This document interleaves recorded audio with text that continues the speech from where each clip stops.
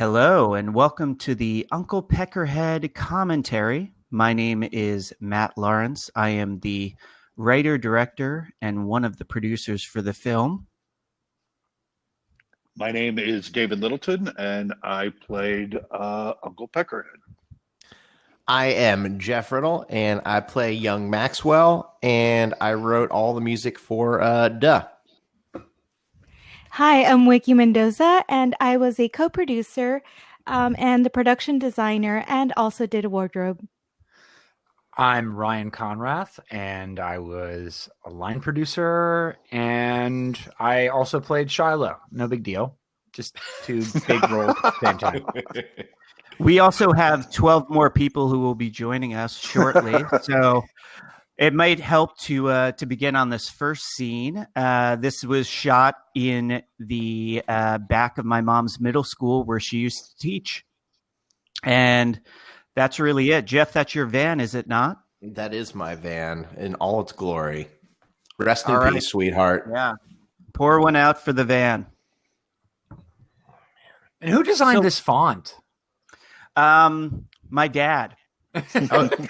Oh, your dad, Mr. Helvetica. It's Daniel Helvetica. Oh, yeah. Esquire. So I guess let's just jump in. This scene was actually the first day of shooting. I think this was the first scene we shot in the film. And there's David Blovband, who is a Chris Gethard regular as the Human Fish. Big fan of that show. And there's other Chris Gethard stars that we cast in the film, but he did an amazing job. And there is our lead, Chet Siegel, consummate professional, amazing actress. David, Jeff, how was it working with Chet? Oh, she was great. She was she's a real actress. She's great. Consummate professional. Yeah, I love Chet, and I think one of my favorite experiences on the whole shoot was that little scene that comes later of her and me on the balcony, just hanging out. We finally bonding, but yeah, she was great on screen and off. Sorry. Are we not going to talk about your grandmother? Oh yeah, that's my grandmother Ruth Lola, just bringing it. She's been in all of my films.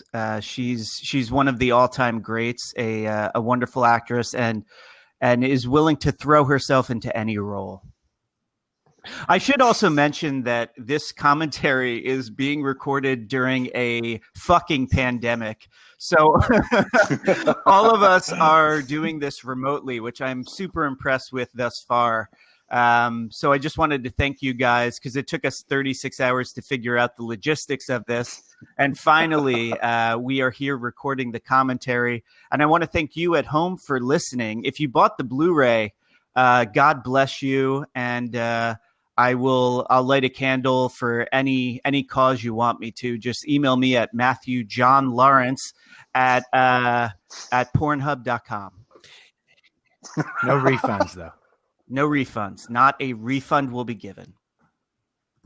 Yeah. I should say this is outside of House of Independence. I want to give a shout out to my brother who was the first person, or I should say the first victim that you see on screen, and those are his feet right there, right next to a mirror. He works at House of Independence. He books at that venue in Asbury Park, and he was instrumental in locking down many of the locations. I'll also talk about my Uncle John, who locked down probably the other half of those locations. But shout out to Mike Lawrence, who plays two roles in the first 4 minutes of the film. Way to go, Mikey. So, Matt, can I ask you a question? What percentage of the films that you've worked on, of all the footage in those movies, have been shot in New Jersey, would you say? Oh, that's a great question. Thank you, Ryan.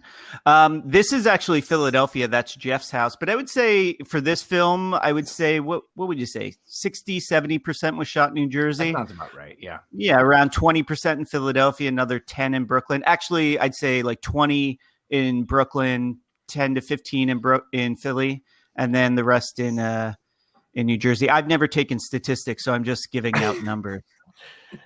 The fun part.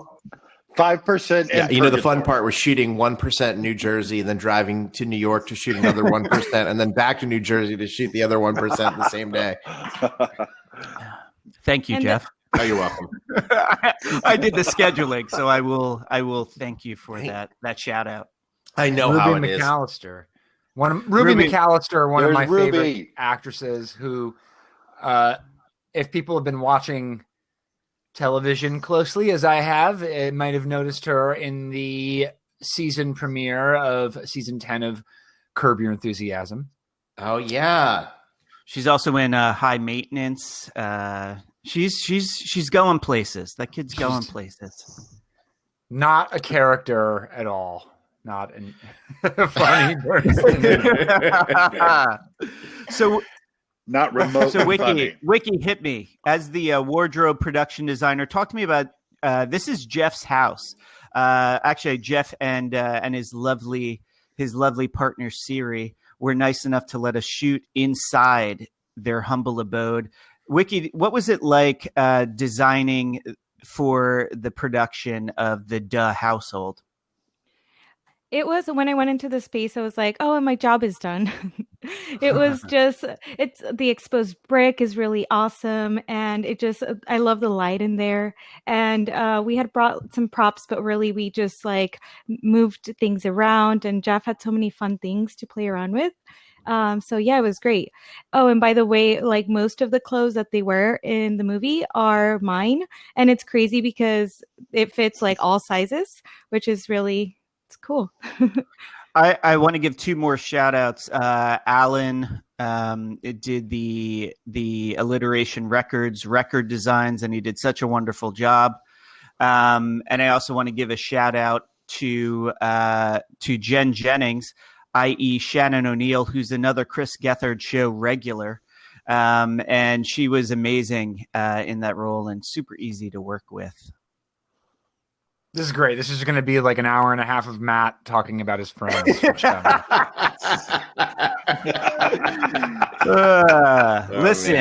Listen, I got a good group I'm working with. I got to give everybody their just due. He's very gracious. He's the most gracious director I've worked with.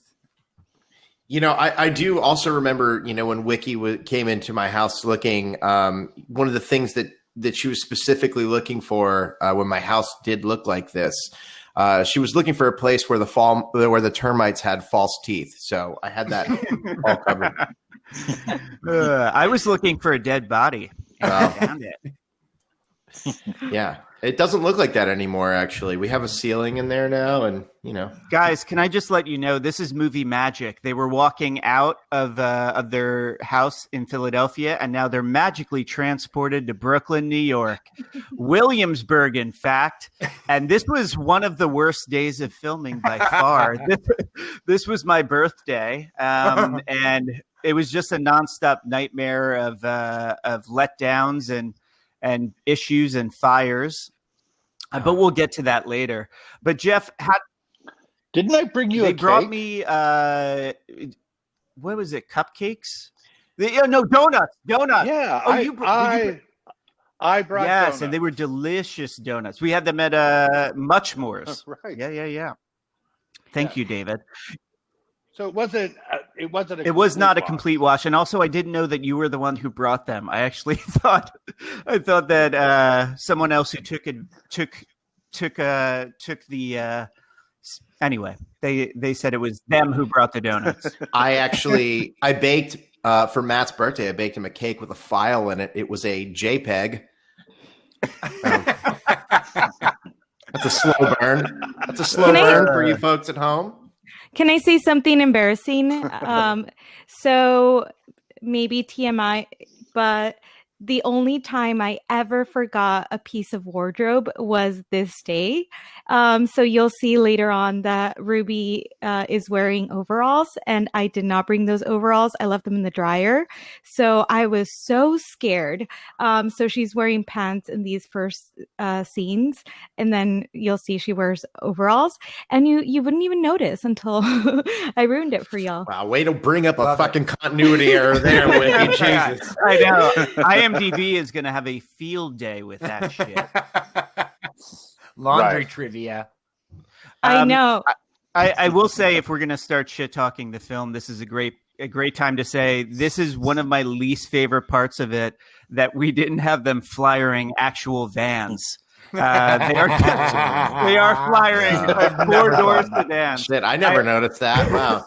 I will say, like, independent filmmaking or micro budget filmmaking is such a slog, and you're constantly disappointed. But that, as I was editing, was one of the things that always irked me. I wanted it so bad.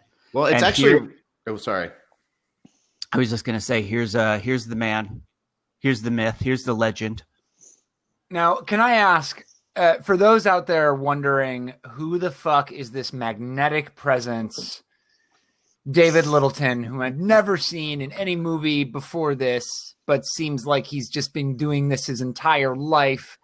Why have I not seen him? How did you find him? How did this miracle end up on screen, Matt? I mean, I'll give the shorthand, but I would love to hear David kind of talk about the role and how great of a director I am. But I mean, David was a godsend. I've said it in interviews before about the movie, is that the film really hinges on Peckerhead's performance, and we spent quite a bit of time trying to find that role, trying to cast that role. Had no luck. David sent us a video of his reading the diner scene, I believe, and it was like I was kind of like had the gun in my mouth prior to that point, because I had already kind of like went all in with investors and with the money, and we had no Peck. And as soon as I saw that video, I was like, that's our dude. And once David showed up and he read with the rest of the cast, it really was. I mean, it sounds like a line, but like it just was like we have the movie. There it is. So, David, like what was it like playing Peckerhead? I mean, it was a blast. First of all, I'm a huge horror fan, so it being a horror movie was just like a dream come true. And then, kind of addressing what Ryan had said, I had studied acting a long time ago, and then as soon as I moved to New York to pursue it, I changed my mind and became a graphic designer, and I was a graphic designer for like 30 years. And I just started acting again in 2016. So, and this was 2018, so it was just a couple of years later. And I had been doing a play playing a Appalachian coal miner. And it was so serious. This play was so serious. Like, basically everybody died in this play. And as Appalachian coal miners tend to do. Right. And to come from that, then into this, and kind of like Matt said, like once we read together, it just all fit. It felt like family. Like I just from the read, I could tell that these people knew what they were doing, that they were fun, that if nobody ever saw it, it was still going to be a blast to shoot. So, and one thing I'll say about David, and I know I'd heard it before, but we always had our backs against the wall. We were always losing time. And really what was unfortunate is a lot of in the scenes with all four of the main cast, we would oftentimes end on David, and David would have the fewest takes before we would have to kind of cut out, and David would have to nail it in like literally like one or two takes. Maybe he'd only be afforded 3 at most, and David would fucking nail it first time. And it wouldn't be something, because I also edited the film, and oftentimes I'm thinking, okay, I can use this first half or this latter half. David would do it perfectly from beginning to end. As an editor, that's a godsend, but as a director that is also producing it and understands how you're working against time, he saved the production on so many days. That's nice. And as a fellow actor, David knocked it out of the park, and it was also refreshing for me to finally be around somebody else that could get it in one take. I'm used to it, but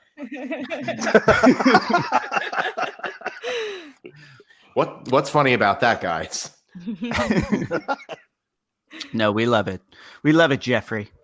I mean, I do want to talk about the music. Maybe this is a good time. I know I'm going to get shit. I want to give one more shout out, just because with most of our locations, like this location you see right here, the location you're about to see at the VFW in Brick Township, New Jersey, my Uncle John was instrumental in locking down. Him and my brother basically locked down every location other than Wiki's sister Kat, who so graciously lent us her apartment to destroy.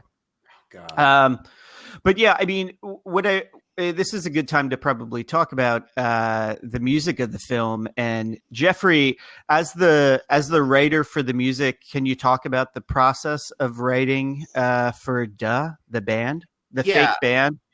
Yeah, you asked me, a few months before all this, if I'd be interested in doing it, and it was cool. It was a challenge. I'd never written, for obviously for a movie, but it was really cool to write a real record for a fake band. So that's kind of how I went into it, and that house that you saw, we were in the process of on the verge of losing it and living in Airbnbs, and I was writing all the songs for this during that. So it kind of really lent itself to the disparity. I had no idea how heavy things were for you at that time. Yeah. And writing, gleefully nihilistic songs just kind of, fell right into place. So, yeah. And you had actually just learned how to read and write before this movie started, right? Yeah, and I remember you were actually teaching me how to do it with your feet, and I was like, I don't think that's how it works. But we overcame. It was fun to. Yeah. Didn't they base the film Nell off of your guys' relationship? Right. Yeah. It's amazing. It's really amazing. It actually, they based Ryan and I based our relationship off of the movie The Piano. But we did share a sleeping bag for about 8 weeks preparing for this. It's amazing. It's amazing, guys. I will mention again, Movie Magic. This is an apartment in Brooklyn that Wiki so masterfully converted into an office. Wiki, can you just talk about production design or just making a fucking mess? Oh, sure. So I used to live in this apartment and my sister lives there now. And I was like, Kat, hey, we're just going to use the apartment for like a few hours. This day and this day, and we're gonna shoot some scenes. Like, don't worry about it, it's gonna be cool. She did not know it was gonna be the murder scenes, and she was pissed at me for days on end. You'll see why in a little bit. Oh my god, it was so insane. We'll get to it, but there was like a painting of a cactus. I did that at a paint and draw class that I did with my lady friends one day a million years ago, and I've always hated that painting, and I'm like, fuck yeah, let's destroy it. Can I just say, I'm sorry, just to interject real quick, just to have contributed to that chapter in Wiki and her sister's relationship made me feel physically ill. I'll just say that about that whole apartment thing. Yeah. But I'll let you go ahead, Matt. Yeah. It was brutal. I mean, one thing I actually really love this moment when Chet comes over and gives you the pep talk. And this is like, there's a few things I just kind of want to throw in about the band that I think everyone kind of nailed, both in performance and Wiki in wardrobe. Is one of the things about that I wanted to kind of portray, or in their dynamic and their relationship, is it's kind of like a fucked up family, where Judy is the single mom and Mel is kind of the angsty teen, and Max is the kind of like adolescent little boy. And you can even see that, as I mentioned, like in the wardrobe, that like Wiki chose to put Jeff in just shorts, which I know Jeff objected to, but I think it really works. And I think like their dynamic really kind of soars because of all the little details in terms of like how they're dressed and the mise en scène, if you will. But that's something I just wanted to mention because I love how Judy, just in terms of her dynamic or Chet's dynamic with both Ruby and Jeff, how that kind of family dynamic is kind of manifested. And when David comes in, he's kind of like the dad who's been kind of like derelict, or the fun uncle who just like doesn't give a shit about the serious stuff that a mom would have to kind of have to and wears deal the with. same clothes every day, Yeah. just like uncles do. Before we move on, because I know we're about to, just real quick fun fact: in that was the first song that we filmed, and I broke my toe in the second take, like really broke my toe, and my whole foot turned purple. And I didn't want to, I didn't want to let anybody know. They would have made me go to the doctor, and we were already running thin, so I just didn't tell anybody till we wrapped production. I was like, guess what, guys? So, That's one of my favorite things about production is all of the secrets you have to keep to yourself until the very end so you don't freak anybody out. And then at the end, you're like, oh my God, this one day. Yeah. I believe doctors call that trauma. Yeah, I was going to say, Wiki, that's nice that you still like film production. One of the things I'll say with that day too is I obviously also love Jeff breaking his toe. Wow. But the other thing that I thought is that was like pretty early on, and that was one of the first times because there were a couple of moments in the production and I'm sure if you haven't gotten a feel for this, the production was tough, but the production in and of itself is just like a slog. Like you're just trying to like make every day, and you're trying not to have it fall apart. You feel like you're hanging on by a thread, but you have these anchor points where you just feel really good about the movie, and that can kind of like propel the cast and crew for like days. And I'd say that absolutely that first performance of that song, people really started to get it because that was the first time we saw Dub perform, and they fucking killed it. And I think that was one of the first moments where the movie felt real. And I remember driving home with Wiki one night, and I was talking about like, fuck, I think we may have something here. Yeah, there were blood. definitely a few moments like that in the production that I remember really distinctly, and often those sort of pivot points happened around the musical performances. I mean, they were really just lovely treats. I feel like for the whole crew, because oftentimes they were like, we were listening to the track playing. They weren't actually playing live, but like the energy was so high, and like obviously Ruby, Chet, and Jeff are just like so much fun to watch. Just physically, it was always such a treat. It was really one of the only times that Matt let us enjoy the moment. But nice. He put his whip away for a little bit. If I can say, I love this scene. Like in terms of acting, I think even though really Chet and David are doing a lot of the lines, and I think they're brilliant. I think everyone is so good, and I think this might be a good time to shout out the camera crew. Like it's just where I think everything like comes together in terms of the performances are great, the camera work's awesome, and everyone's just kind of firing on all cylinders. I think this is what they would call in narrative theory inciting action. Very true. Very true. Also known as page 17.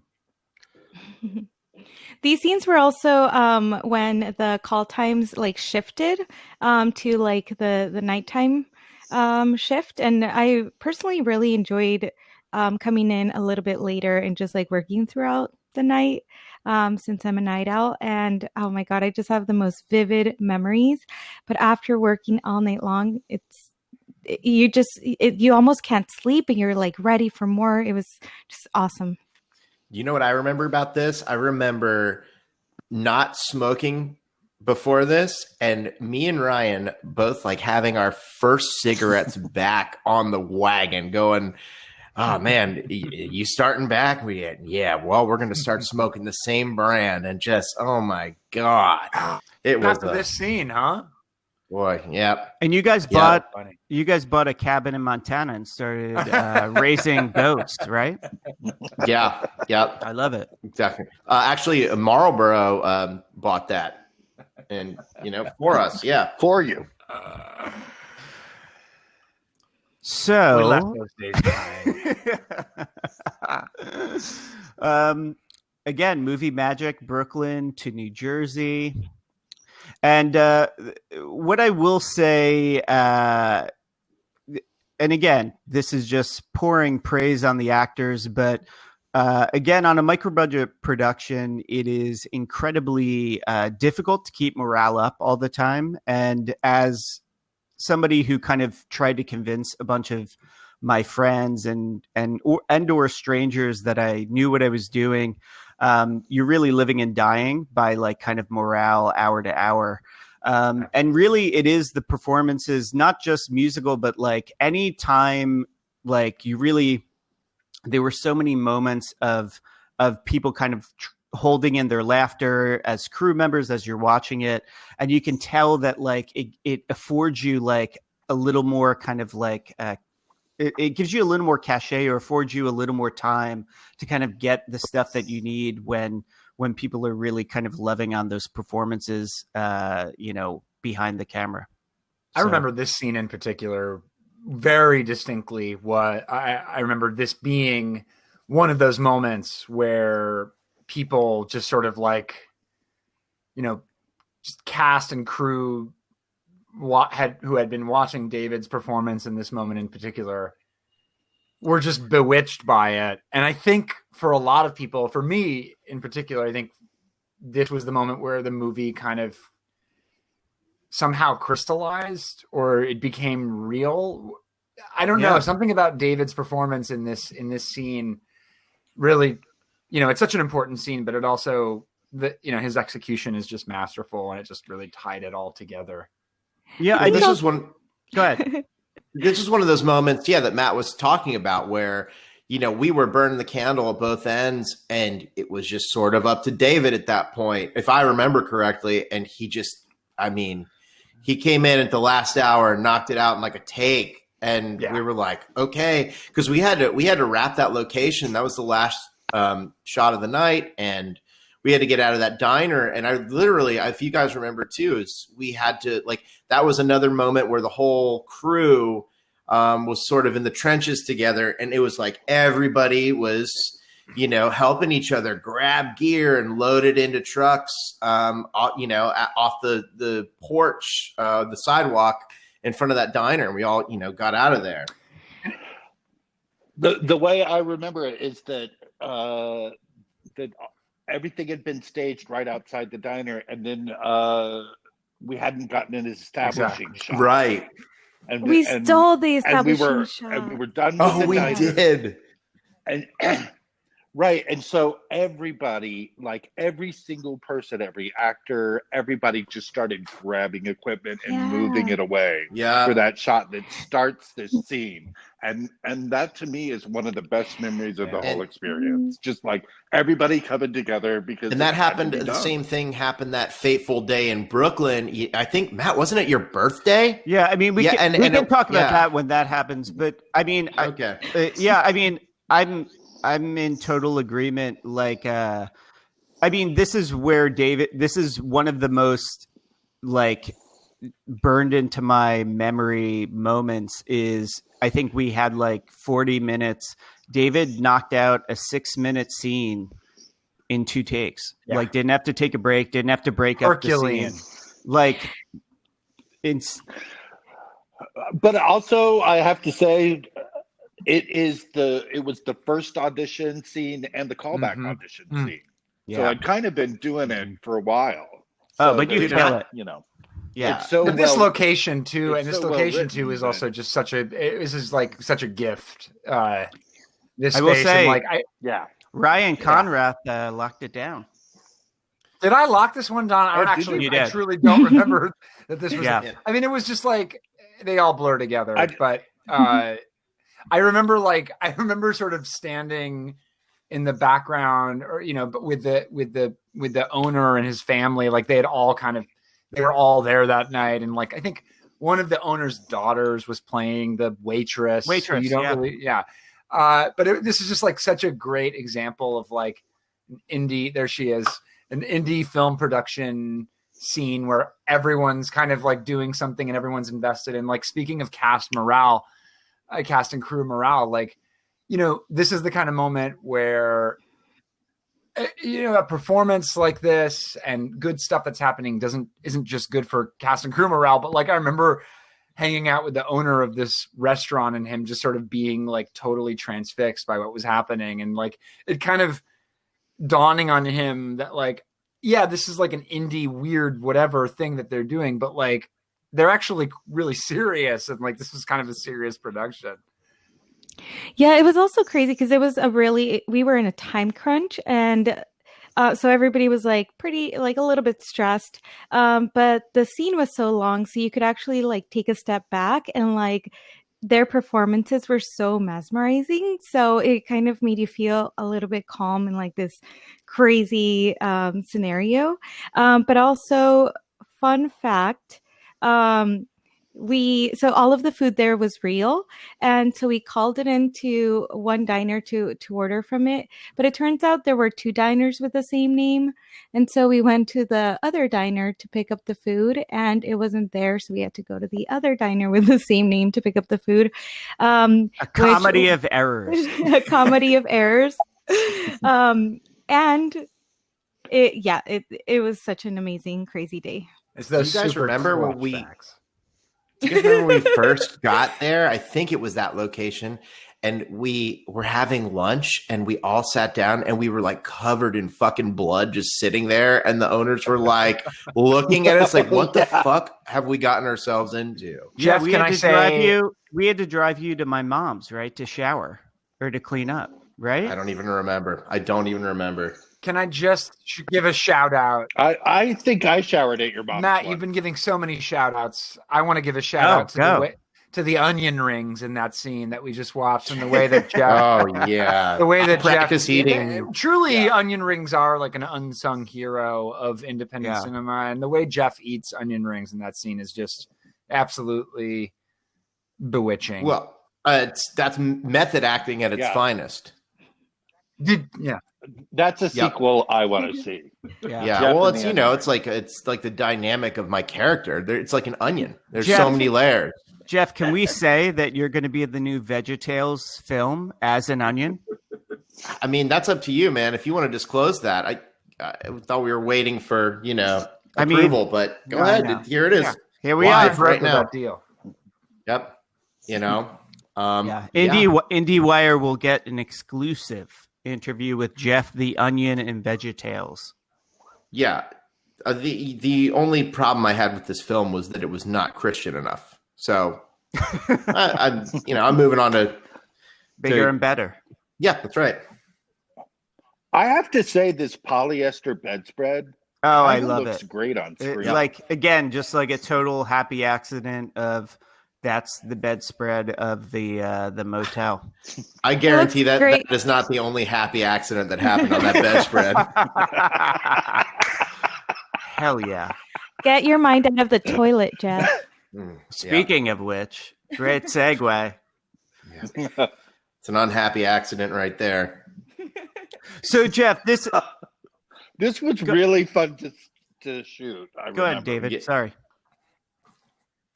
No, I was just going to say it was really fun to shoot. It was just like so crazy. Him sitting on the toilet. And this is one of the ones that I remember, like, as soon as we stopped shooting, like everybody in the crew was laughing. Because it was just so bizarre. And this was actually when we stopped shooting that. Neither David nor I stopped doing what we were doing. We just we couldn't stop. I will say, and we mentioned it before, like one of the most heartwarming things is you worry because this was really the first film that I made where I wasn't solely depending on friends and family to act. And specifically in the main actors of Jeff and I are really good friends and are tight, and Jeff's been in my movies, but Chet, Ruby, and David, I had never met nor worked nor worked with before. And you just worry, like, are they going to get along? Are they going to have, like, they worked really well during the auditions and the rehearsals, but what's going to happen? And it really warmed my heart, like how well everyone got along. And I'm sure Jeff and David, you guys can talk about how you guys really bonded as a real band would, of like traveling to and from set in the van.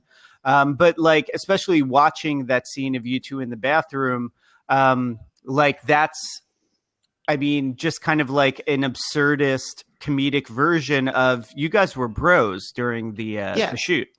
We lived together. I mean, David and I stayed together. Yeah. You know, and we started our morning it would be me and David, and we would get in the van, and if we had time, maybe scoop a coffee, and we'd, get Chet and Ruby from their hotel, and we'd all drive to set together. And, I mean, we were listening to like blasting punk rock music in the van. And there was things where like, Chet was like, well, I haven't really listened to a ton of punk rock music. And I remember being like, well, here's a band that was a band in Philadelphia in 2009, and they haven't been a band, since then. And we were just blasting music, and just, it was so fun. It really, what you're seeing right now on screen is that's what it was like before we started shooting, and the whole time. Yeah, David, I don't know if you want to. No, yeah, absolutely. I remember hearing Idol for the first time in that band. Yeah, dude. And and being introduced to some great new music. So it was fun. We were like a band. That it felt like we all kept saying it. We're like, we really feel like we're a band on tour right now, for real. So I think that lent itself to all this. Jeff, I will say. Oh, I was just going to ask, because Jeff and Matt, and this is an interesting bit of trivia I know you guys know that Jeff is involved in music, but Matt also in the past has been in bands and has toured. So both of you, I'm kind of curious, like how much like this resonates with you, the way that the movie depicts the life of a band. Is it like, how close is it to your experience of actually being in a band? I think Matt, hit it right on the head, especially one of my favorite things to speak to that point is, the condescending dickhead fucking sound guy. Yeah. In that first song where he's like, drummer, I didn't say stop. And she gets half a snare hit in and he goes, stop. That's one of my favorite things. Yeah. I mean, Jeff, has had like vast experience as a musician touring. But I mean, the whole thing is, even having toured for 6 months off and on, when I was like in my 20s, like I wanted to do a movie where I think in film, it's always romanticized the idea of touring, where it's just like this grand adventure. And even if they're not playing stadiums or concert halls, it's always like fun. And it really, it's like 23 hours of nothing, just dicking around. Yeah. And like, you're not even having fun in a motel room. Like oftentimes you're sleeping in the van and you're eating like your fucking shoelaces and stuff like that. And I wanted to do a film that could be a comedy, but also showcase. And again, from talking to Jeff and a few of our other friends that have been in bands, like once you start talking about it, everyone's just like, yeah, it's like oftentimes you might have a fun tour or there might be these moments of elation and sheer adrenaline, but it's often just kind of an unforgiving slog. It's kind of like filmmaking. I was going to say, like a lot of the way that you're talking about this sounds a lot like independent filmmaking. Yeah. It reminds me of something. It's a psychosis. What's up, Wick? I said, it reminds me of something. Yeah. Yeah, making movies. That sharp boner. Now, there's no I will special say, effects here at all. Yeah, no, I did that myself. And then I turned into the moon. Fun fact, though, that house is Matt's cousin's house. Yeah, and I should also mention, I wanted to mention he still isn't talking to me. That was another one. Is he really not? I mean, No. Are you? we No, he is. truly He's were like yeah. a wrecking ball. I mean, yeah, coming we through were that a fucking house. wrecking crew wherever we went. Yeah, I mean, it was very, very hairy for a good year after that. This is one of the most enjoyable parts of being a unit production manager / line producer on an independent film production is just like dealing with people who had some preconception of what it would mean to like invite a film crew into their house, and then it actually happens and they're like, I don't like this at all. Just like in talking people off of a ledge. Like It's brutal. Yeah. Yeah. Yeah, I Yeah. mean, one of the most vivid memories I have from the shoot, and I'm sure there's more vivid memories, but I think I've blacked out the rest, is I remember coming to set one day and being like, "Oh, I feel good. Like it seems like a pretty easy day in terms of like setups and stuff." And we show up, the first scene is at my cousin's, and we had been there the day before, and I guess people hadn't cleaned up or they had wrecked his bathroom. And I remember as soon as I came out of my car, he like squares up against like just kind of like not letting me move. And like everyone's looking at us and he's just like heatedly like just like bending me over and like giving me a spanking. This is And I'm triggering just me. like yeah, it was brutal. This is Sorry, Wiki, go ahead. Oh no, I was just gonna say similar thing. You know how they say ask for forgiveness, not permission? That's definitely the attitude you have to have because there's so many things going on, and I think we're all pretty considerable people. Like we hang out, and when you come to my place, you don't like leave shit all over the place.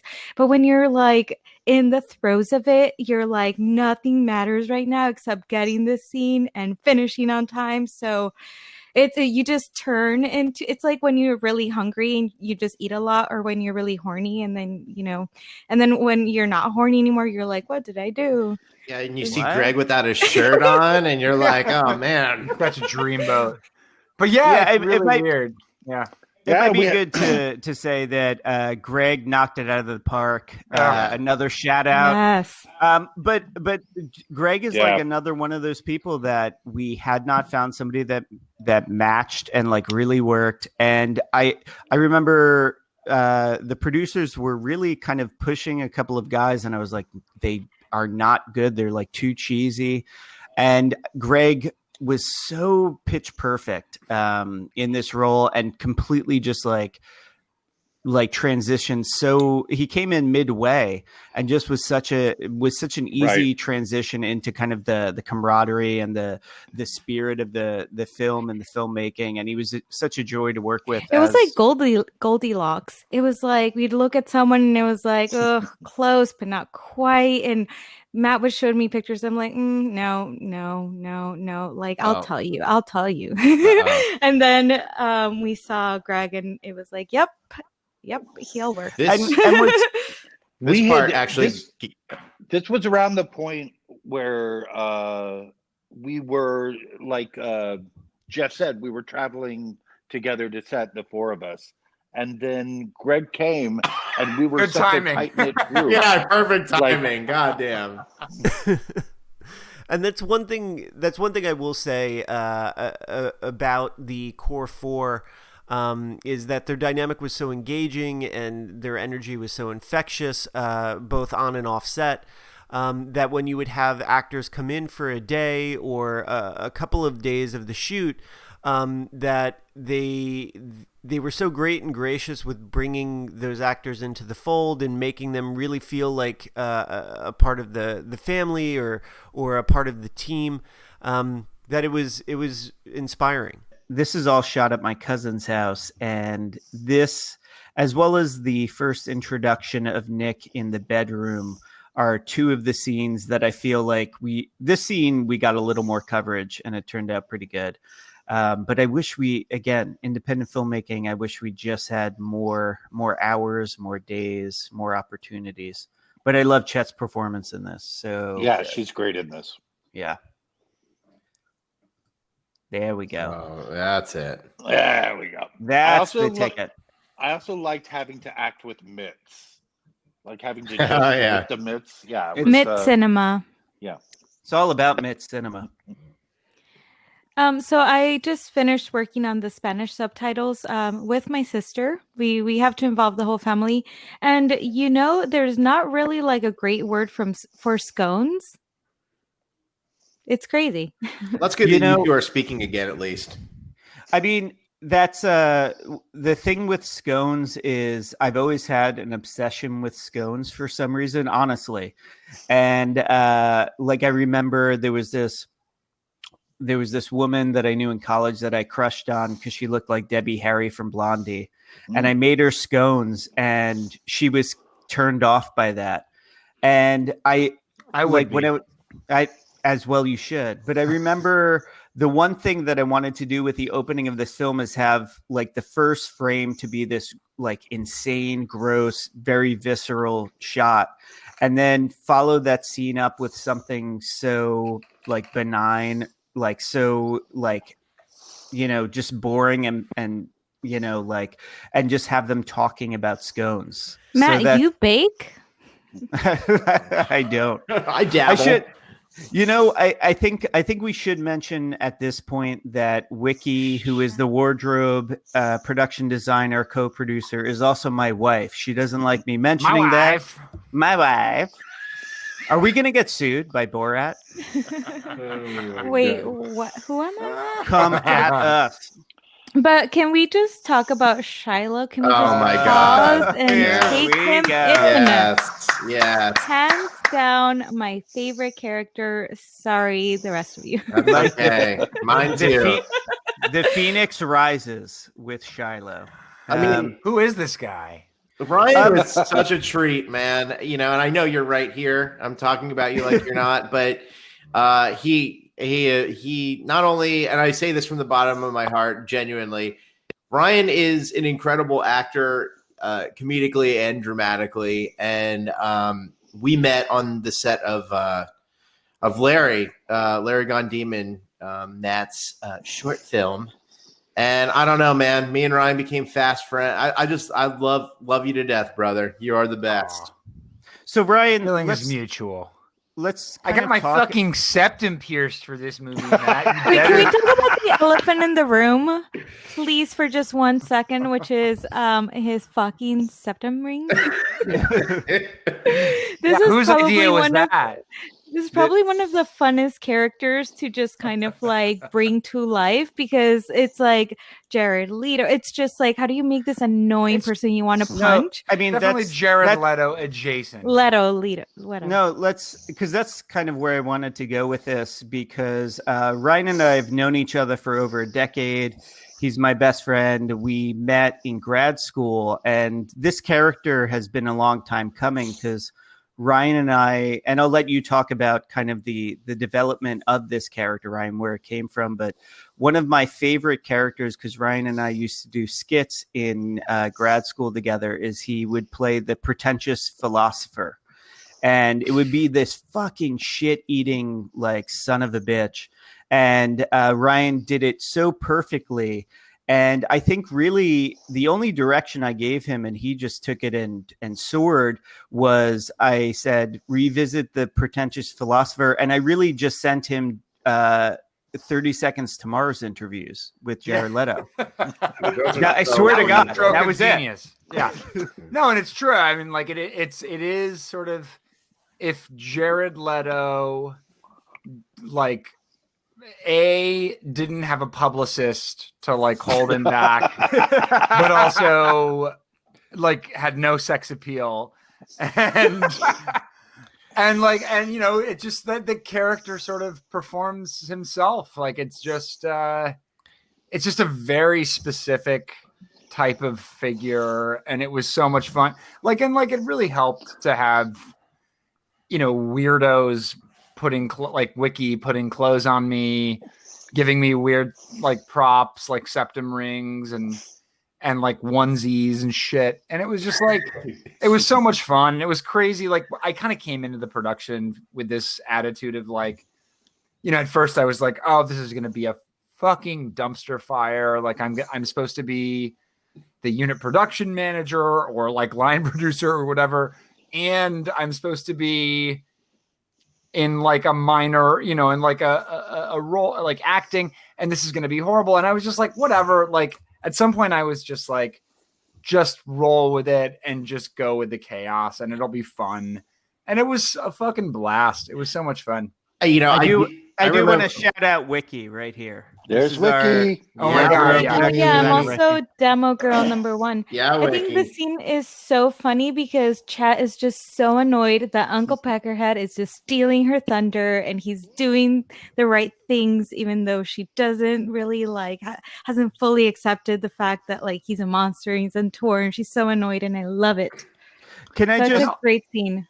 I do want to just circle back to Ryan's point is like the tough thing about making a film on this budget is so many people are filling so many different roles. And we've already mentioned like, like even the actors, even if they're only credited with acting daily, they're helping to move equipment and shit like that. But I think what really impressed me with Ryan's performance is he was really wearing 2 hats every day that he was playing Shiloh. Is he had to make sure, you know, we were where we needed to be at the time we needed to be, and we were being fed at the hour we needed to be fed. And then he had to completely submerge himself into a complete and total dickhole, which like honestly, like I say that jokingly, but that's such an impressive thing to traffic in those 2 headspaces. And I think Ryan's one of those performers that like people would be cracking up. Like we would have to do multiple takes because he would just have people like roaring with laughter. Dude, I think we could do a whole series on like what actually is going on inside of Ryan's brain to really be able to execute that character. Oh my God. Matt, please write more Shiloh. I would fucking love Yes, to play. please. Dude. Ryan really did crush it, though. I mean, I remember he was a little stressed in the very beginning of like, how am I going to do both of these things? But, you know, he fell right into it. Because, like I said, he is a great actor and just so fucking funny. No, he's so fucking funny. And I have a picture of that same night right there where that last scene where me and Ryan went to go pick up food for the crew at like, I don't fucking know, like 1 a.m. or something at Wawa. And you look like a fucking maniac. Like you look worse than Peck does in this scene. But your hair is everywhere. And we are holding a string of tickets together. And these 2 ladies that they were awesome. They were saints. They were the nicest women ever. And they made these sandwiches for the crew, and they were like, "Can we take a picture with y'all?" And we're like, "Well, we're not really that famous." And they're like, "No, we just never made this many sandwiches." That was amazing. Yeah, that was amazing. But I have to say, I mean, like, okay, we have to stop talking about me. This fucking scene that's coming up is literally my favorite scene in the entire film. Yeah. I mean, the thing with the metalhead scene is is like, just to kind of set the scene, this is the last scene we shot in the entire film. And it was like 18 days of just like, you're just at war and everyone's exhausted and everyone gave their all and everyone's just like dead on arrival that day.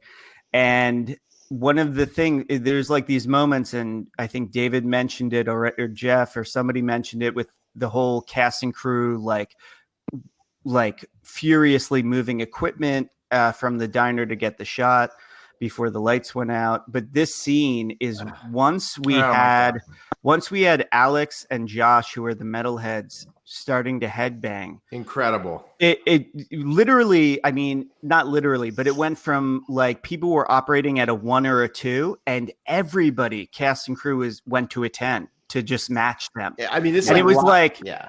It was amazing. It was like one of these things that I was like, how? Because this is the scene that like the script is all kind of built around this big moment. And you're like, how the fuck am I going to, how are we going to shoot the best scene in the film with everyone just kind of dragging ass on the last day? And as soon as the metalheads started thrashing like that, everyone just was like, okay, we're in, we'll put in the 12 hours. They were like Can you- a live action Beavis and Butthead on PCP. Oh, it was exactly. Yeah. Like, it was great. I was going to ask you, like, Matt, if you could talk a little bit about what you were envisioning for this scene, like what kind of. I mean, I know Beavis and Butthead is one of the touchstones, which is why we're friends, partly for you in your life.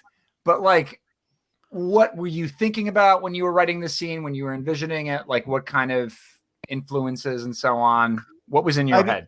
Just like, I mean, the whole movie, I wanted to do a live action cartoon. And due to budget, we couldn't do that all the time. But this, I like you hit it on the head with like, you want Beavis and Butthead. You want it to just be like just this, like nonstop, just nonstop. And I hate to use the word anarchy, but I mean, and that's like, I'd see Josh is one of my little brother's best friends, and Alex, I didn't know, but our producer Nick Santos was like, trust me, he's such a crazy, fun, cool dude.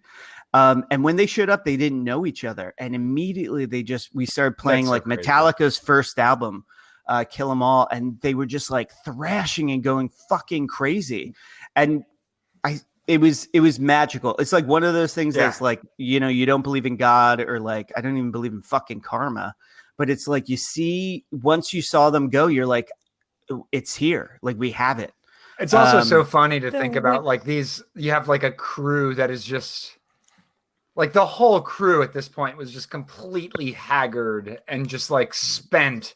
And then these two dudes who like are like normal people and have like had, in the sense that they've like had sleep, and they just bring this energy and like this. And it's just like kind of amazing to see that level of energy. And also just the, you know, their performances are so fucking hilarious. I mean, when somebody tears ass into a parking lot at 2 a.m. in a 2014 Honda, you know, you're in for a good time. I should also say, beyond Josh and Alex, I think David's absolutely bonkers batshit performance during this, especially of yanking off this fucker's head, is one of my favorite parts to the movie. Like, even the sound designers, and I should give a shout out to Silver Sound, were saying just his maniacal laughter during this is infectious. I love how the camera also, this was a happy accident, the camera also got super splattered with blood. Yeah, I'm sure Kyle thought that was a happy accident. I was going to say, Matt, can you go into that a little, of like, what I remember it was like, that was the only take, basically, right? Yeah. Yeah. I mean, the thing with practical effects, and again, I know I'm going to get shit for giving shout outs, but Jared, who is our effects artist, and also Sean, who worked with him, it really, a lot of this stuff is like one and done. So it is really just everyone operating at their like optimal, I don't even know how to reflect on it, but everyone just killed it. Yeah. First of all, you are going to get shit for it. And second of all, it's so funny. I remember that moment in the production, and like, I had come back from a big run to Wawa at like 1 a.m. or something to get a bunch of subs for the entire crew.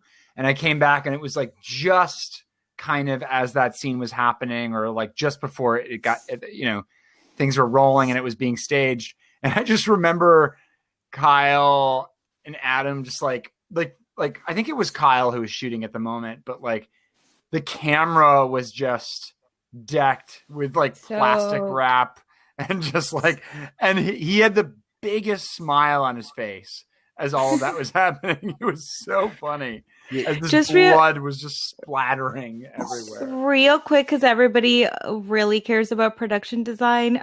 In the scene where Amir is like picking up the phone, I remember we had this office space to use, but guess what? In 2018, nobody uses like real phones anymore. Everybody uses their phone. So I had to like run like a crazy person into every thrift store and be like, I need a phone. Can I borrow? Do you have like a landline phone? They're like, what? And I'm like, I'm shooting a movie. I need a phone right now. Because in my mind, I was like, of course, an office has a landline phone. Naturally. Anyway. speaking on what we were talking about earlier, practical effects, when they go wrong, it feels like a practical joke. Yeah, boy, not all planes land, guys. Not all planes land. I will say, I think this was the first. Was this the? Look, No, I will I'm say joking, this. I'm I need to have diarrhea right now. Embarrassing. Wow. I think this was the first day that this was was this the first day that I was in like an acting role? Maybe it wasn't. I think your first introduction as Shiloh was the first scene, but I think so too. Yeah, and I think, in all honesty, as a director, this is the time when like I feel like you totally locked into it, like like you're such a shit eating like ass in this. It's so amazing, and like especially Ryan, really like when you do the I'm a pacifist. It's like it's so shitty, dude. It's so shitty, especially as an editor, you lose like any concept of this being a film. It's just like a thing. And this is one of the few moments that I legitimately enjoyed cutting, like again and again and again. It's such a fun. It's That's like awesome. you're so awful in this. It's so good. and In the best possible and way. Ryan, yeah. Ryan, and I'm sorry, Wiki, if I'm giving away a trade secret here, but wasn't that septum ring just like a giant fucking earring? Yeah, so I like ordered fake septum rings and they never arrived, or they didn't, I couldn't find them. So we were at my apartment and I was like just looking through my jewelry to find something that looked like it, and I found this like that thing, and I was like, okay, try it on, and it was just like magic. Yeah, You were one of those happy surprises. You were that looking at the other ones, and you were like, "None of these scream asshole." None of these scream asshole. This is like Goldilocks. Mhm. I feel like that's all production design is, just finding the thing that just like really, really brings it to life. Yeah. And the Guys. idea of a septum ring is like a dude I knew in college who had a pet rat, who was like one of the most, I swear to God, he was one of the most insufferable pricks I've ever met. And he had a septum ring, and I really wanted to like have a villain with a septum ring. His name was Sprocket. Oh my God. So wait, was this at Muchmore's? This is the Muchmore's. Yeah. Yeah. So Matt, can I ask you just to talk a little bit about those couple of days? I think was it 2 days, or was it a day? This is the It worst. felt like 2 days, but it was one awful. Yeah, beautiful all of you event talk Friday. about it. I mean, it was. I'm too Matt, traumatized tell us. to recount any of it. Again, this is Matt's birthday. Yeah, so this was my birthday, June 18th, 2018. 76. 1981. Rest in peace. 1981. May it rest in peace. Yes. But what had happened was Real Chad, quick, see that air conditioner unit? Not to cut you off, but that's where I fucking cut my head open on this day. Right there behind Chet. Sorry, go ahead. No. Finish that story. That's it. I don't know, man. That you can see that fucking thing right there behind her head. It's yeah. I gashed my fucking head open, and then everybody was like, "Oh, good." So anyway, sorry. You could see it in that last shot, but go ahead, Matt. Do we have that air conditioner to come be a part of the commentary to lend his voice? Yeah, I mean, Chet had an issue with her eye that thankfully did not derail her totally from the production, but we lost a half day and we had to direct this scene with just Ruby and Jeff for the first half, and then we had to come back days later. This was all happening on my birthday, where we, like, as far as like Chet being healthy enough to act in the film as a whole. Total fucking nightmare. But this scene is really 2 days that are separated by basically 72 hours. And really, other than a few shots of Jeff and Chet together, it is really two entirely different days. And this really speaks to a couple of things. One is Chet being able to like just push forward and be like a badass. Two, our camera crew from the DPs, Mike and Kyle, who are just amazing people, to the gaffers and grips, Miguel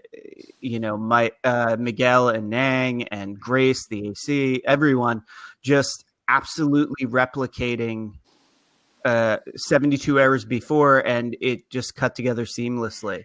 And we didn't even have the crowd that second day. It was like a few people, and you wouldn't you wouldn't be able to tell by looking at that scene.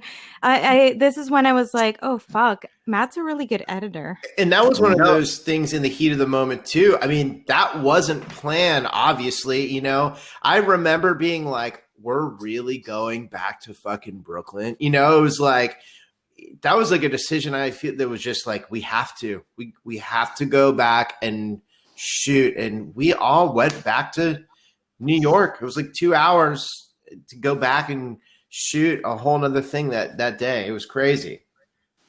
Yeah, I mean, it really speaks to how good the camera department and Chet, it's complete professionals.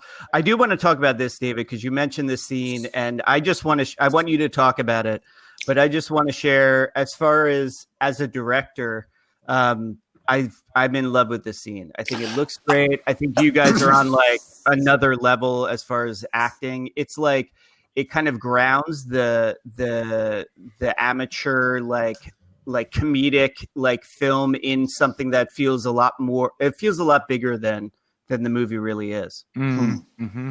Yeah, I had so much fun doing this scene. Right before we started, we were starting on a close shot on Chet, and I saw how fucking beautiful she looked in that frame. And something about that just put me at ease, not just for this scene, but kind of for the rest of the movie. I thought if they, if the footage looks half as good for the rest of the movie as this one image looks, we're set. You know, I have to say those guys were so good. And then it's the only kind of time, at least up to this point, where Chet and I, her character and my character, are not at odds.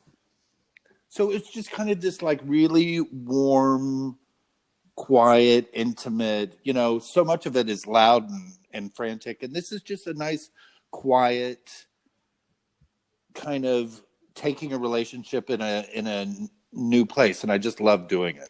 Yeah, I feel like if you're not like a punk or into music or horror or whatever, like this is a scene that I feel like a lot of people can empathize with, you know, like everybody to some degree or another has like something that they really want. And I feel like this is what makes the movie really like just something that everybody can relate to. So the scene just like really hits it out of the park in so many ways. I should say this is a scene that Chet read for, and this is a scene that one of the few scenes in the film that feels very personal, because it's like anybody that makes movies or makes music or whatever. I'm sure if your dad's name is in Spielberg, you feel a lot of those things, and it's like when Chet read for that. I don't know if she's like an amazing actress and never has felt that, but like. It really felt like she felt all those things that I felt. And like Judy to a point is an extension of stuff I felt, and, you know, being in bands and being kind of the corraller, or, you know, in film being the person that kind of is like constantly trying to convince people. That's like a moment that it really is like shit I tell myself. And I think she does it in such an amazing way. And David, especially just you kind of receiving that. I mean, it's such an amazing scene where I felt I didn't have to direct much, and you guys kind of completely did it almost exactly as if I had imagined it, which for a director is like a dream come true.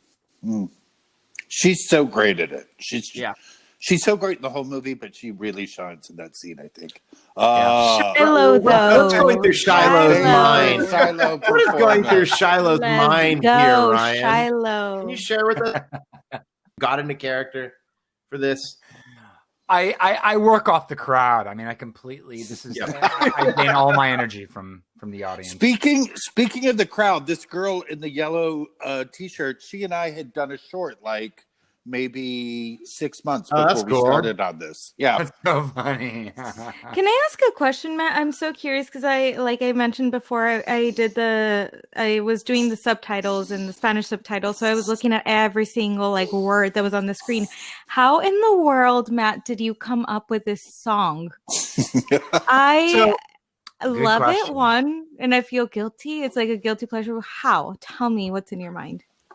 I will say that Jeff wrote the music like front to back, and he sent me just the track recorded, and I just listened to it endlessly. And one thing I wanted to do as somebody that I grew up listening to punk music in, the mid to late 90s, but when I was in my 20s was kind of the emo boom.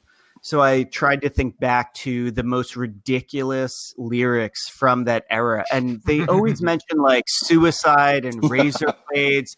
And like the imagery is so like hack and fucking dumb, even for a 20-year-old, that like I was like with a dartboard, just like throwing it and hitting like phrases and words. Well, that was a cool one because that was where you and I that we co-wrote that. I mean, yeah. So Matt wrote the lyrics, and they were just hilarious. And I remember him being like, "Hey, do you want to try your hand at writing the butt rock band song, like Dominion Rising song?" And he's like, "Because if not, maybe we can get someone else to do it." And I was like, "I mean, we're doing the music. Like, let's see." And I want to give a shout out to Bill Orender, who played the drums. He's one of my best buds, and he played in Captain We're Sinking, and now he's in my band, $500. But he played the drums for this, and he really, like, when we were trying to come up with that song, that was the hardest one. We were like, how do we do this? And he broke down the formula so good. He showed me Breaking Benjamin, who I've never heard before. And we listened to that. Yeah, we listened to that and some other things. And what he nailed the formula. He goes, listen to the music of all these dumb butt rock bands. He's like, if you think about it, it's like the music's not so bad. He's like, it kind of rocks a little bit. And he's like, and then the fucking haircut grabs the microphone and it all shits the bed. And we're like, that's like the light bulb moment. And, we took it from there. Matt had the lyrics already. And so, it's just amazing because there's one song for Dominion Rising, and that's all you really need to really understand their world. Yeah. And Matt, I really hope that there's like a origin story for Shiloh and we get to hear more of his music. I'm obsessed. I mean, I want to do a transmedia campaign for the movie where we actually, I swear to God, where we actually like follow Shiloh and like prior to, I don't want to give it away, but if you're listening to the commentary, homeboy dies. But wait, this might be the first time people are seeing the movie, man. Yeah, I mean, but Shiloh, he dies spiritually.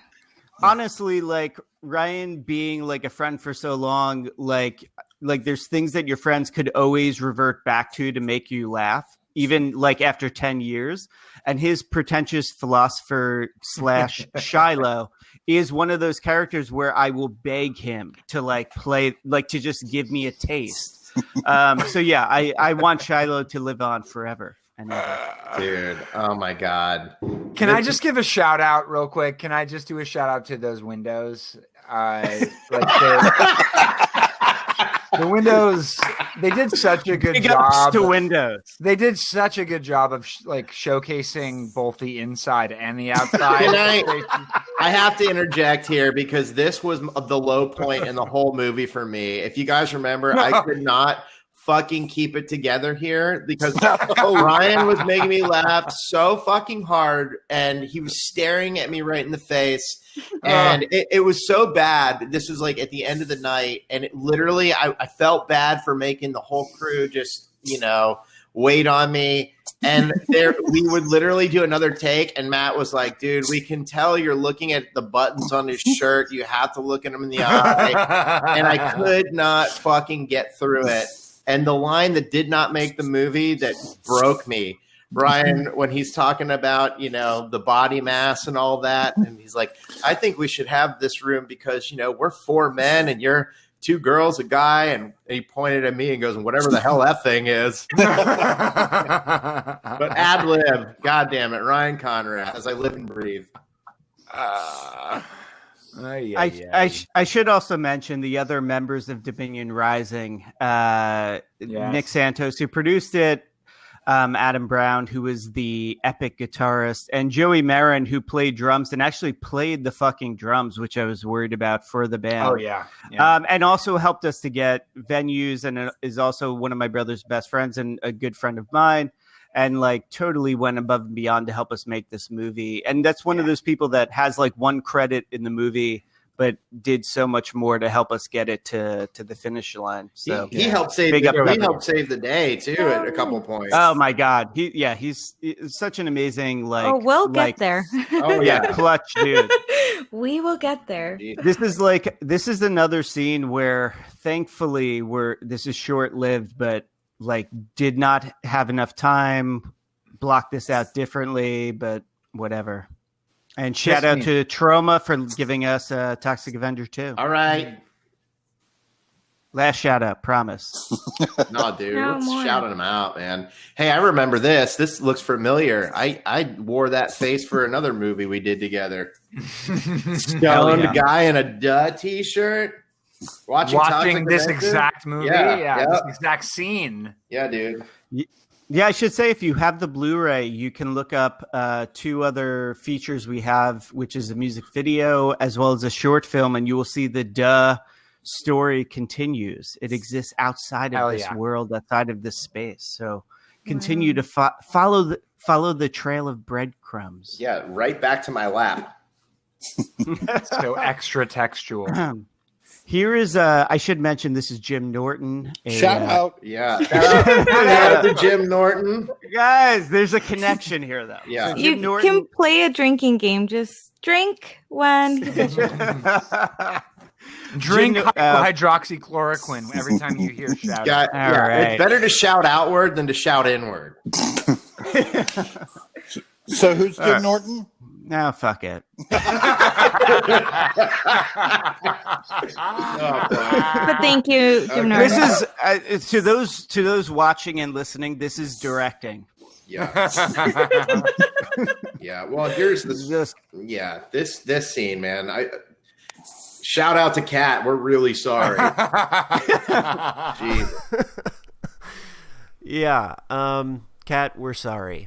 But one thing that I do want to mention, since we are about to witness Shiloh and his brethren meet their demise, is the victims in the film. If you haven't noticed, are all male, and that was done intentionally. As I was writing, being a horror fan and reading a lot of horror criticism, I'm sure many of us already know that more often than not, the victims in horror films are women, and they're tortured to a greater degree, and the torture is shown on camera for a longer amount of time than men. So, yeah.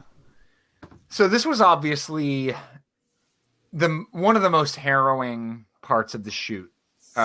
We shot these scenes over a period of I think 2 or 3 days in Brooklyn, in Wiki and Wiki's apartment, which we made a complete mess of. Yeah, and Ryan, I'd even say 3 days is kind. I think we only had like 2, maybe 1.5. Yeah, I mean, with the lack of prep and setup. And that's why we didn't have enough coverage, as much as the camera department busted their ass, and as much as we tried to prep, we just didn't have the time or the budget to cover for this stuff. So that's why these 2 scenes, them driving in the van, and the Shiloh band, or the Dominion Rising murder scenes, it's cut together as one singular scene, because in reality, what you're seeing right now, we just didn't have the coverage to like really have this kind of like lay out as a full scene. Like basically every shot you see is like there were no other shots. So it just didn't cut together. So thankfully, it cut together when we used it as a flashback.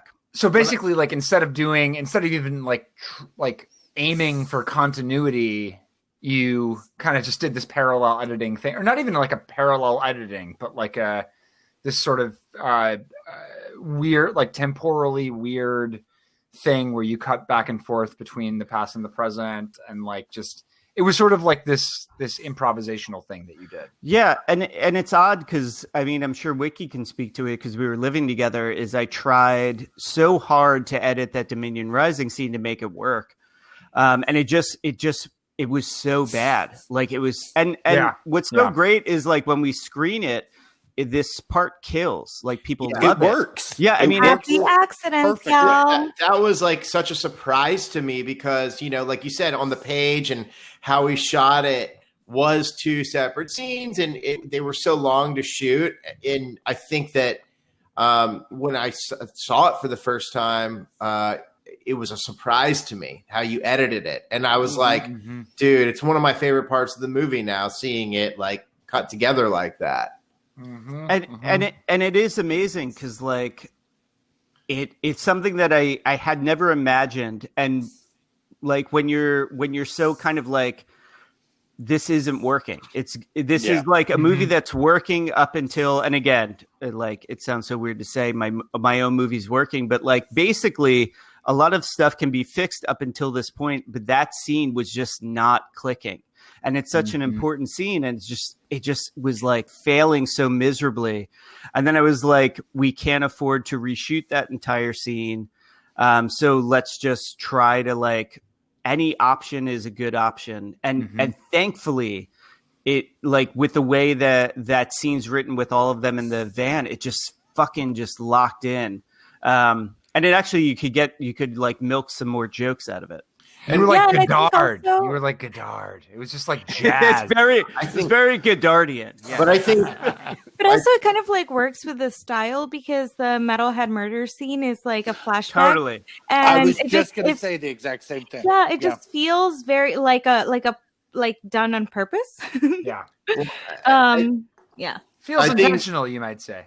I think when you consider too, just the constraints we had getting that scene was like, we didn't have much time. We were on the second floor of you know, Wiki's apartment in tiny Brooklyn. Apartment. And there was seriously, that was the day the special effects dudes were there. There was like the whole crew was in a tiny apartment. And dude, it was summertime. It was so hot that people were like having to go downstairs to get air. And, you know, when you're saying it was hard to cut that together, we just didn't have time or the shots. It really, I mean, that was so stressful doing that, but yeah, you made it come together in the editing, which is awesome. I mean, yeah, exactly like you said, Jeff. Like it was so brutal, and like even as a director, when you do that scene, it's tough to say because everyone's working their ass off. It's not like, oh, it's this person's fault that we didn't get it. It's like we just don't have enough time. We don't have the days to like knock it out, and you're like, as an editor, even in that moment on production, you're like, we didn't get it. And what's amazing is like you get enough. Like as bad as that day was, you get enough that you can kind of make that moment work.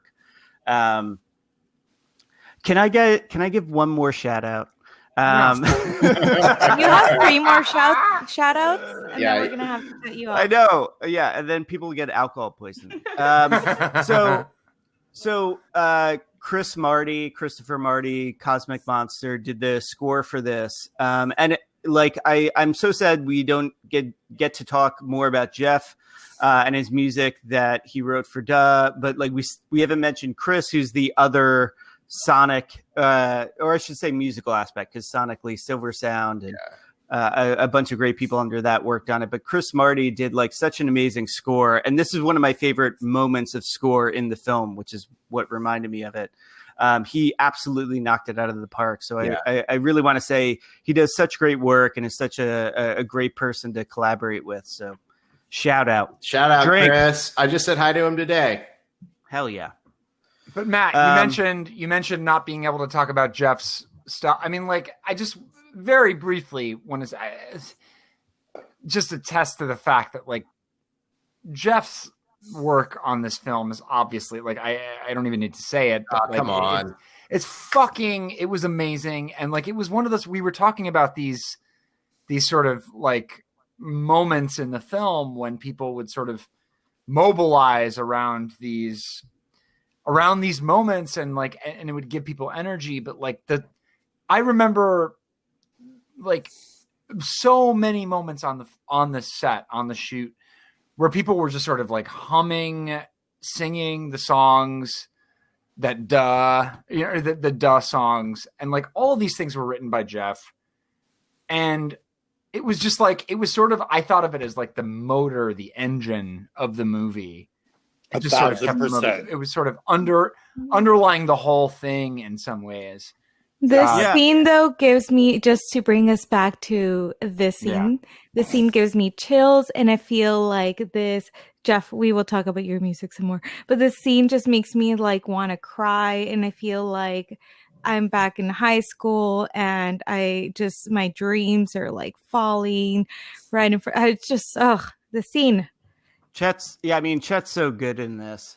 Yeah. I think really like the last third of this movie is so well acted, and I think like, it's so tough. I mean, the one thing I do want to add to Jeff's thing is like when you're working on a movie for like, you know, as far as like for me for 3 years, you're looking for those moments, and on set you're looking for, you know, the metalhead scene or their performance. But you're always looking for something new. Like I said, like editing it, like seeing Ryan's performance as Shiloh and how that usually won't get old. So it like you grasp onto these moments. And especially during pre-production, Jeff's music was one of the things that I would leverage to people as far as like, this is a real movie and we're not fucking around. Like, here, listen to this music. The music's so dope. Like, trust me, this is such a great film. Like, this person who can write such great music is on board, and his music rules, and we're going to be using this music in the film. And that's like one of the things that like propelled us. I mean, throughout the entire movie and even into post, and it's what people loved about it when they watched it. But it's one of those things in pre-production where you have so little to work off of, or you have so little cachet to build trust with people. And it's the music that totally like fucking killed. I mean, people were just like, and Ryan, you said it, like people are at lunch after we film stuff and they're fucking singing the songs. It's amazing. Yeah, but also I think part of it is when you like hear about an idea and it's like, oh, it's about a 3-piece punk band. You're like, oh God, you know, because I feel like just a portrayal of like punk is such a cartoon these days. And I like when I heard the music, I was like, I get it. Like it's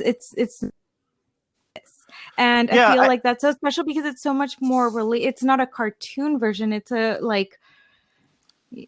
I mean, but these are conversations, Wiki, that you and I have had, and especially Jeff and I have had, that we didn't want to do like, you know, the DreamWorks version of a punk band. You know what I mean? Where it's like, where you have like Chad Michael Murray playing like a fucking punker. And it's like, that's what we talked about. And I think because like in that scene or just grew up loving on music like that translated well. I mean, but that's a conversation we were constantly having, is we didn't want like, you know, safety pins and mohawks and chain wallets, even though like there's nothing wrong with that. If that makes you feel good, fucking dress however you want, use whatever the fucking shit you want to put on you. But I mean, we didn't want to do like, you know, cliche. Right. Yeah. No. And I appreciate all those kind words, friends, but you know, it really was fucking cool to write a real record for this band. To me, that's what makes it feel real. It's just like, hey, these are. I mean, we wrote an EP, for this band, and when you see their demo tape, you're like, oh, those are the songs. Those are the songs in the movie. It really is like a fully realized. Yes, so sorry to interrupt, but real quick shout out to Matt's cousin who played one of the cops. Oh, yeah. That's it. Really glad you interrupted that. That was. I'm so sorry. Really important. Evan deserves a shout out because we fucked his house. When in doubt, shout out. That's right. I'm in. This is also one of my favorite parts. I love the one montage. The one thing I'll say about making this montage is this is one of the moments in the script and just in execution that I had a lot of pushback on, and people were saying like, listen, this isn't going to work. And I was like, please trust me. And honestly, like, you have those moments if you're not a sociopath where you're like, is this going to work? Like, fuck, this is going to be like I'm going to fucking flame out. And it was amazing. Wiki designed most of the montage here. But when it finally clicked, and some of the biggest laughs we've gotten at festivals and at screenings have been the montage, and I fucking love the montage. It gave me the confidence to know, like, oh my God, I did know what I was talking about. Like, I'm not an insane person. Dude, I remember. So that was Matt's dad also that played our attorney in the montage. And shout out. My mom did the voiceover in Spanish. Dude, and Matt's dad was saying things, just ad-libbing, and Matt would be like, all right, action, dad. And he would be like whispering in our ear. He's like, you're going to fucking jail forever. That's another thing I remember we couldn't keep it together.